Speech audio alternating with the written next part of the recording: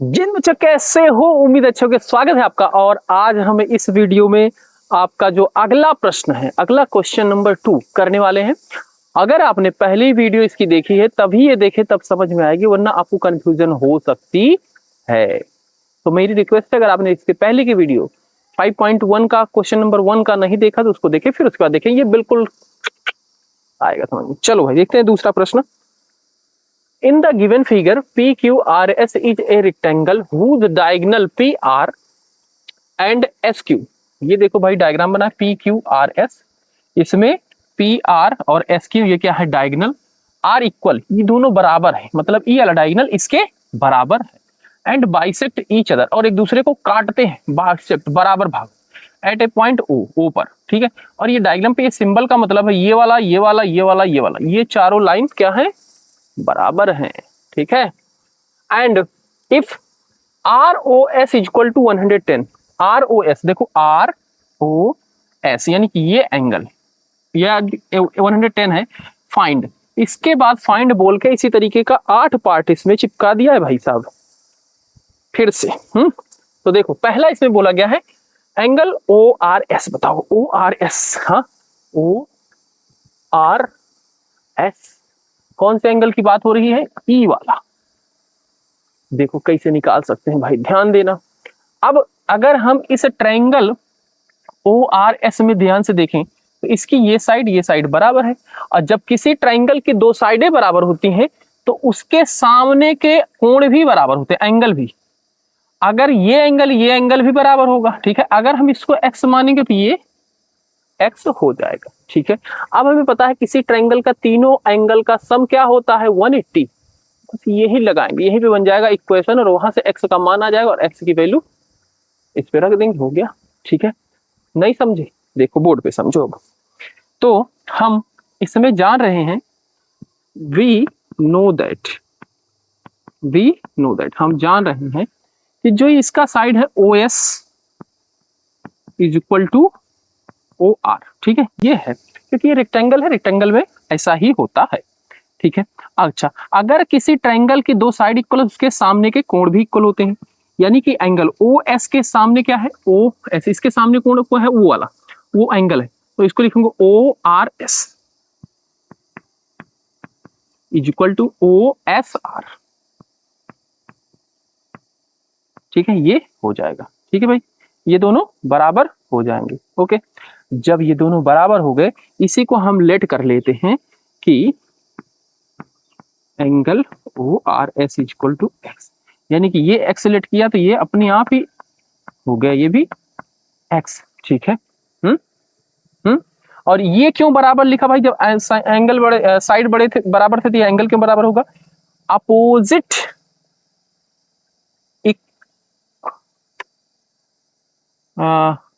Equal side opposite angle in triangle, equal नहीं, इसको लिखेंगे एंगल अपोजिट टू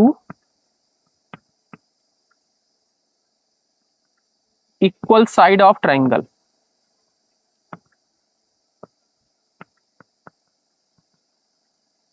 ठीक है। ट्रायंगल के अपोजिट, इक्वल साइड के अपोजिट एंगल है इसलिए, ठीक है। अच्छा ये हो गया। अब देखो भाई, अब हम इसमें ये वाला एंगल, ये वाला एंगल, ये वाला एंगल, तीनों का सम लिखेंगे 180, ठीक है। ये ट्रायंगल सम प्रॉपर्टी है।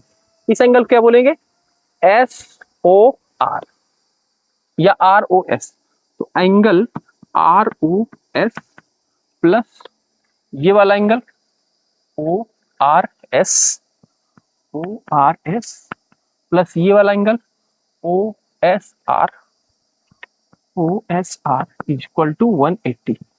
क्यों, triangle sum property, triangle sum property, ठीक है। ट्रायंगल की ये प्रॉपर्टी है कि उसके तीनों एंगल 180 होते हैं, ठीक है। अब देखो ओ आर एस कितना है, ओ आर एस हमने माना है इसको X, O R S, sorry O R S, ठीक है। R O S, R O S, sorry ये 110 था, 110, ओ आर एस हमने माना है एक्स, और ओ एस आर भी एक्स, ठीक है। 180, ये 110 इधर क्या है, प्लस है, उधर जाएगा क्या हो जाएगा, माइनस, ये हो गया 10, ठीक है। ये एक्स एक्स क्या हो गया 2x, ठीक है। 180 में से 110 चला जाएगा तो कितना आएगा 70। तो इधर मल्टीप्लाई, इसको उधर जैसे ही भेजेंगे जाके डिवाइड हो जाएगा। ये 2 से इसको काटोगे कितना आएगा 35, यानी कि x की वैल्यू आ गई 35। और x किसको माना था हमने, ओ आर एस को ही माना था, यानी कि angle O R S equal to 35 degree. ये सॉल्यूशन हो जाएगा, ठीक है भाई।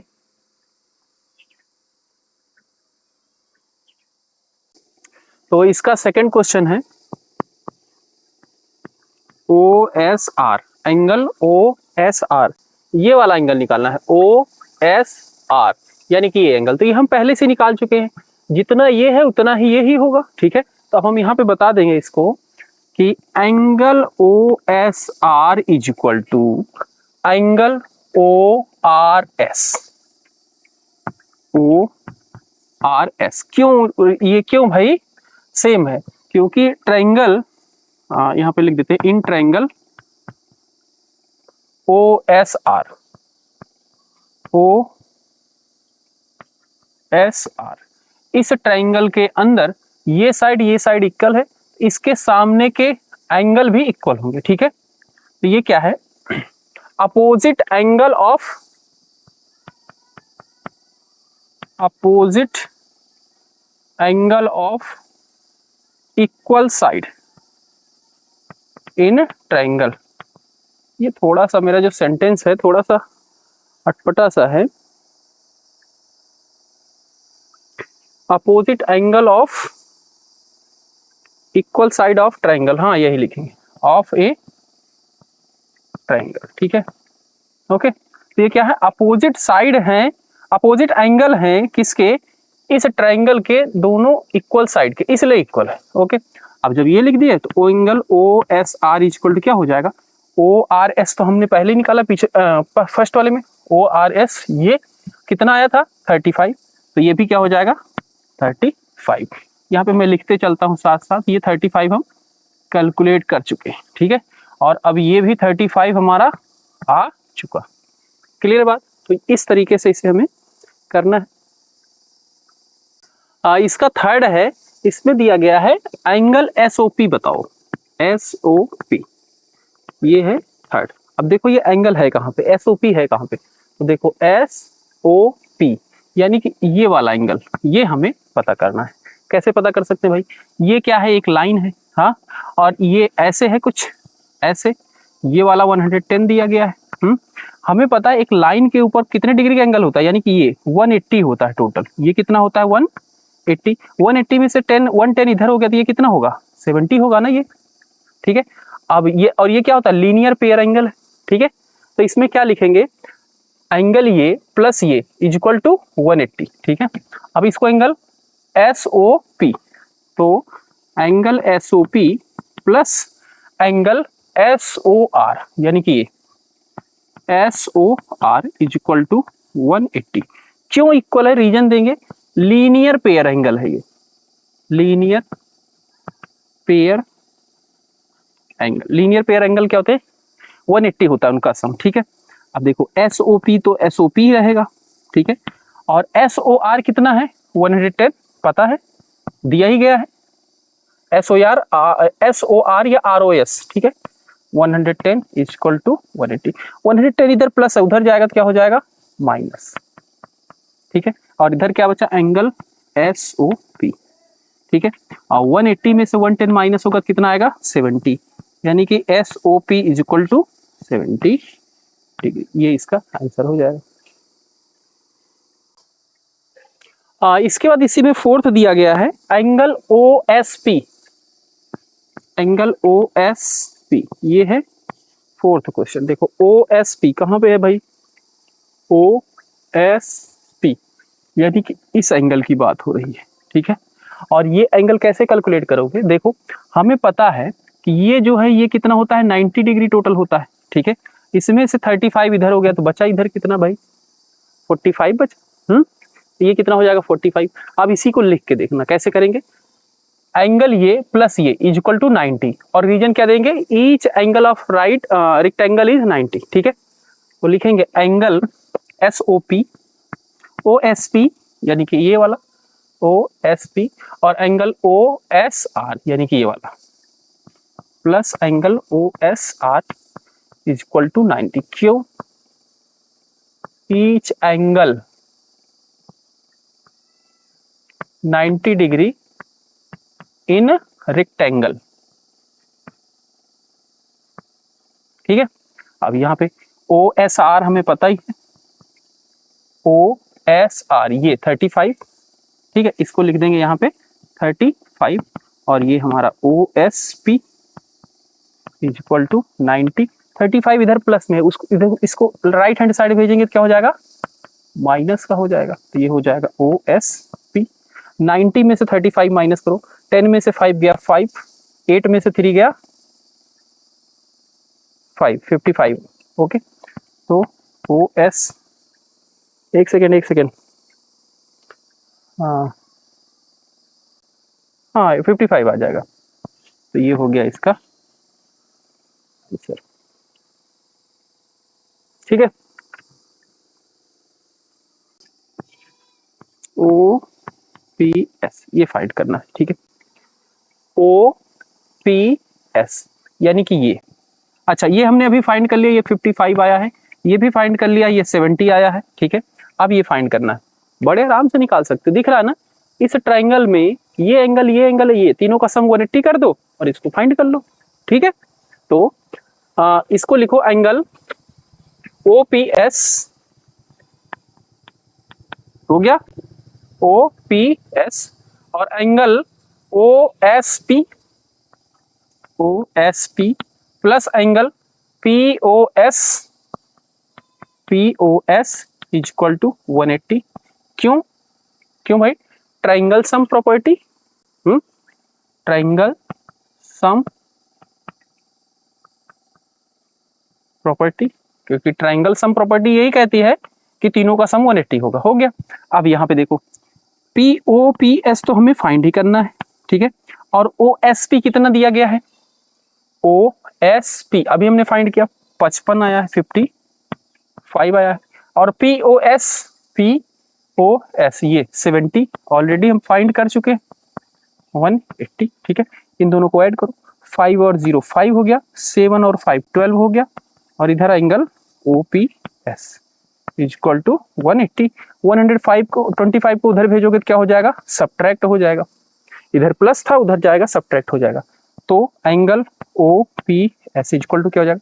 10 में से 5 गया 5, 7 में से 2 गया 5 और 1 में से 1 गया 0। तो ये भी कितना हो जाएगा? OPS इज इक्वल टू 55, ये भी 55 आ जाएगा।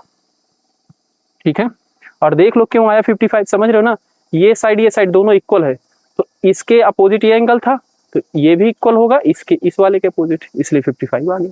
वैसे भी आप बता सकते हो, ओरली कोई पूछे, पर हमें करके दिखाना है तो हम करके दिखाएंगे इस तरीके से।